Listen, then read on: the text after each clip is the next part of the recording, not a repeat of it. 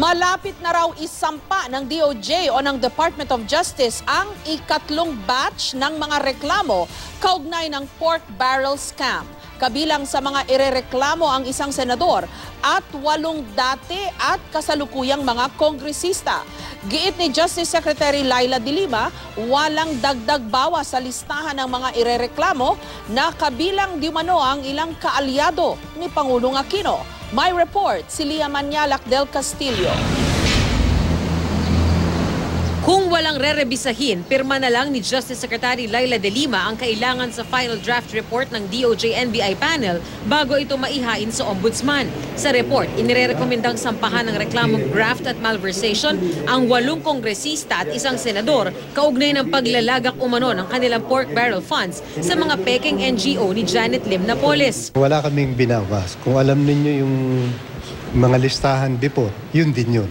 April 2014 pa, sa eksklusibong report ng GMA News, pinangalanan na ang mga mambabatas na kasama sa 3rd PDAF complaint. Sina Senador Gringo Honasan, TESDA Director General at dating Party List Representative Joel Villanueva, Cagayan de Oro Congressman Rufus Rodriguez, dating Abono Party List Representative Robert Raymond Estrella, incumbent Abono Party List Representative Conrado Estrella III, dating La Union Congressman at ngayon Governor Manuel Ortega, ang kanyang kapatid na si incumbent La Union Congressman Victor Francisco Ortega, dating Zamboanga del Sur Congressman Isidro Real Jr. at Manila Representative Amado Bagatsing. Pero mahigit 1 taon ang lumipas, hindi umusad ang ikatlong reklamo.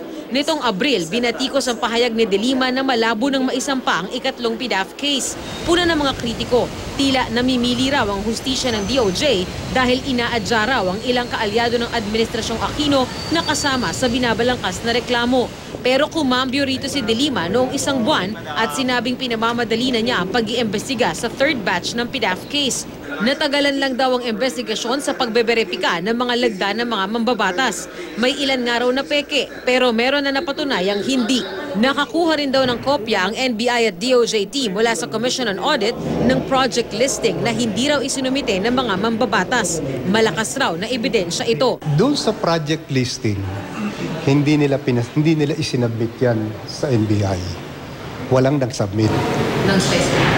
Oo, yung project listing. Ang kanilang isinabmit ay yung endorsement letter at memorandum of agreement at mga liquidation document. Mahirap naman sigurong sabihin na pati project listing ay forged pa rin dahil others yan sa speaker eh. Mahirap sabihin yun. Ay, ibig sabihin pati speaker naloko. Sa isang text message, mariing itinanggi ni Villanueva ang paratang. Handa rin daw siyang humarap sa anumang investigasyon. Sinubukan din kunan ng pahayag si Senador Honasan pero wala ito sa opisina. Sabi ng staff nito, wala pang pahayag ang senador. Sinusubukan ding makuha ang pahayag ng iba pang mga mambabatas. Bukas pagmimitingan ng draft na binuo ng NBI at DOJ team. Tiniyak ng DOJ na walang bahid politika ang anumang desisyong gagawin nila. Itong 3rd batch, I will also review and tingnan natin if I would be able to also approve everything. And among those standards is that never namin tinitingnan yung mga political color ng mga kasama sa batch. Never yan, from day one. Lia Manialac del Castillo, GMA News.